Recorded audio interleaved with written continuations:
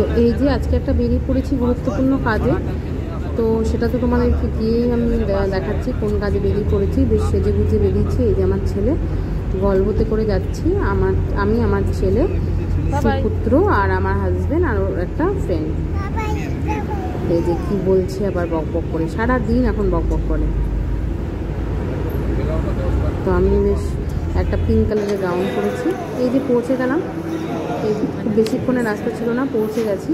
এবার ওয়েট করছি, দেখি কতক্ষণ ওয়েট করতে হয়। আমার হাজবেন্ড গেছে, কিছু কাজ রয়েছে ওর, কিছু পেপারসের কাজ রয়েছে। আমরা শোরুমে চলে এসেছি। তাছাড়া অনেক কিছু চয়েস করারও ব্যাপার রয়েছে। তো আমার ছেলেকে নিয়ে আর কোথাও যেতে ইচ্ছা করে না, এমন আমি ছেলেকে দেখছি তুমি যাও। তো দেখা যাক, এবার একটু ওয়েট করতে হবে। 2 ঘন্টা হয়ে গেছে, এখনও অবধি ডেলিভারি পাচ্ছি না, এই জন্য বোর লাগছে। আর 2বার কফি খাওয়া হয়ে গেছে, 2 বোতল জল শেষ হয়ে গেছে। তো দেখি কতক্ষণ কী হয়। একটা গাড়ি নিয়েছি, তো সেটাই ডেলিভারি ছিল আজকে। 2 মাস আগে থেকে বুক করেছিলাম, কিন্তু যাকে ভিডিও করতে দিয়েছিলাম তার সাথে মনে আগে জন্ম থেকে আমার শত্রুতা ছিল, তাই আমার ফটোটাই আর নেয়নি। তো যাই হোক, দেখো টাটা আইসবেস। আমার ছেলে খুব খুশি, ছেলের হাসি আর আটকাচ্ছি না, জানি না কি বুঝছে, কিন্তু মানে ও খুব খুশি, হাততালি দিয়ে যাচ্ছে। এই যে দেখো, এটা একটু আগেই তুলেছি,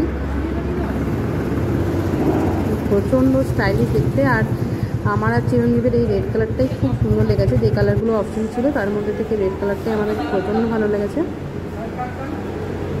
তো তোমাদের কেমন লেগেছে অবশ্যই আমাকে কিন্তু তোমরা জানিও, কমেন্ট করে জানিও।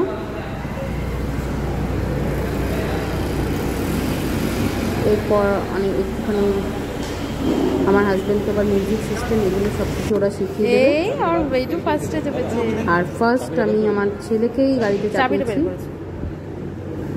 যে না ওকেই চাপাই, ওরই জিনিস। তুমি ফার্স্ট চেপেছো, আমার বেডু চেপেছি। এই যে ছেলে স্টিয়ারিং ঘোরাতেই থাকছে। দেখো খুব খুশি হয়েছে আমার ছেলে। ছেলেকে চাপাতে চাপাতে দেখছি যে আমি ভাবলাম ওর বাবাও দেখছি চেপে পড়েছে, তখন ভাবলাম আমি লাস্ট হয়ে গেলাম, তখন আমিও তাড়াতাড়ি করে আমিও চেপে পড়লাম গাড়িতে। আর ছেলে টেপাটেপি করেই চলেছে।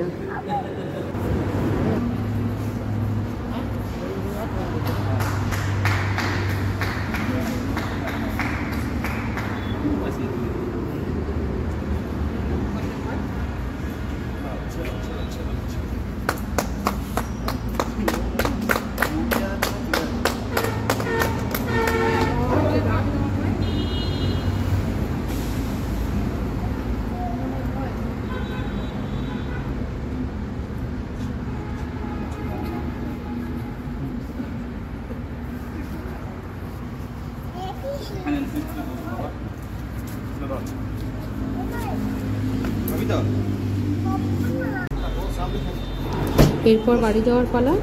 তো যাই, আমরা উঠে বসছি গাড়িতে, বাড়ি চলে যাই। আর এখানে চলে এসেছি ঘাগরবুড়িতে। আমাদের এখানে মানে যে কোনো কিছু হলে আমরা সব কিছু বেশিরভাগই ঘাগরবুড়িতে আসি পুজো করতে। ওই যে ঘাগরবুড়ি মন্দির ওইদিকে। তো আমার ছেলে ঘুমিয়ে পড়েছিল, সেই জন্য আমার আর মন্দিরে যাওয়া হয়নি। এমনিতে আমি ভাত খেয়ে বেরিয়েছিলাম। তো আমার হাজব্যান্ড উপোস করেছিল, আর ওর বন্ধু যে যিনি ছিলেন তিনি, আমাকে আসলে প্রেসারের ওষুধ খেতে হয়, তো আমার হাজব্যান্ড জোর অবস্থায় খাইয়ে পাঠিয়েছিল। তো সেই জন্য আমি মন্দির দর্শনে গেলাম না, একদিন আসবো। সেদিন আমার ছেলের সাথে ছেলেকে নিয়ে যাবো। আর ছেলে এত অগরে ঘুমাচ্ছিল, ওই জন্য আমি আর ভাবলাম থাক, আমি আর ছেলে যেদিন যেতে পারবো সেদিন পুজো দিয়ে আসবো ঠাকুরের কাছে। তো এখানে বেশ ভালোভাবেই পুজো হয়েছে, খুব সুন্দর করে পুজো দিয়েছে ওনারা। কারণ আমাদের এখানে মানে এরকম অনেক আরও 1-2 জায়গায় পুজো দেওয়া বাকি রয়েছে, সব জায়গায় পুজো দিয়ে নেবো, তাহলে মনটাও অন্তত শান্তি হয়ে যাবে। এই যে আমি ধরে রয়েছি, আমরা মন্ত্র পাঠ করছি। এখানে খুব সুন্দর করে পুজো হয়। চিরঞ্জিত ভিতরে গিয়ে প্রথমে মায়ের পুজো দিয়ে এসছে, এরপর পুরোহিতরা এসে এখানে আরও আমাদের মন্ত্র পাঠ করিয়ে এই যে ঠাকুরের চুল বেঁধে দিচ্ছে, তারপরে সেটা গাড়ির ভেতরে নিয়ে গিয়ে বেঁধে দিচ্ছে।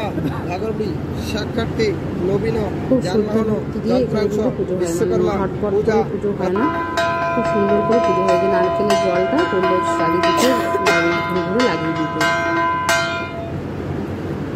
আর আমার ছেলের কোনো হুঁশই নেই, ও একদম অঘরে ঘুমাচ্ছে। আসলে সকালে কিছু খেয়েও যায়নি ও বেচারা প্রায় বলতে গেলে উপসেই ছিল, লস্যি মানে হালকা হালকা ফুলকাই খেয়েছিল সারাদিন।